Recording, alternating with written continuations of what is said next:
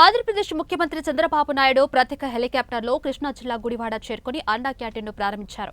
అంతకుముందు ఆయనకు ఎన్టీఆర్ స్టేడియంలో టీడీపీ నేతలు, ప్రభుత్వ అధికారులు ఘన స్వాగతం పలికారు. అన్నా క్యాంటీన్ ప్రారంభించిన అనంతరం ప్రజలతో చంద్రబాబు నాయుడు ముచ్చటించారు.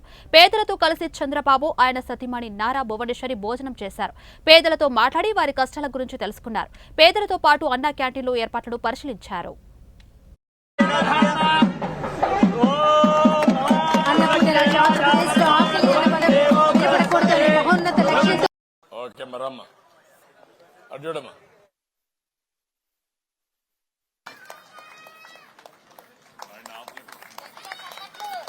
ఒక్కసారి గట్టిగా కడతాడే చూడండి.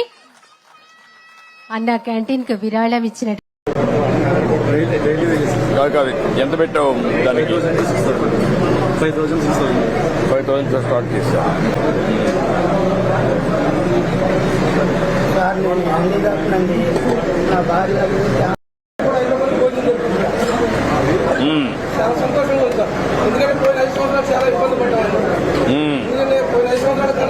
గన్నవరంలో ఉండేది. ఆ రోజుల్లో ఎవరైతే గోదావరి దాటొస్తే ఎన్నో ఇబ్బందులున్నాయని వంట చేసి వచ్చిన వాళ్ళందరికీ తిండి పెట్టేది. అందుకే ఇప్పటికి కూడా డొక్కా సీతమ్మ అంటే అన్నదానం చేయడంలో మేటైన మహిళగా చరిత్రలో మిగిలిపోయింది, శాశ్వతంగా గుర్తుపెట్టుకుంటున్నాం.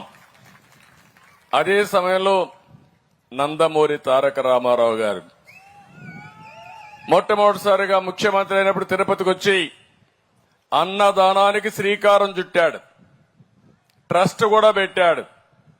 ఈరోజు ఎంతో మంది భక్తులు వచ్చారు. ఉండీలో డబ్బులు వేస్తారు, అన్నదాన ట్రస్ట్ కు నిధులు ఇస్తారు. దీనివల్ల ₹1 టీటీడీ నిధులు పెట్టకుండా వచ్చే డబ్బులతోనే 1,00,000 మందికి అన్నం పెడుతున్నారంటే అది ఆ మహానాయకుడు చూపించిన స్ఫూర్తి. ఇవన్నీ కూడా మనం చూసినప్పుడు ఈరోజు మనందరం గుర్తుపెట్టుకోవాల్సిన అవసరం ఉంది. 2018 నేను ప్రారంభించాను.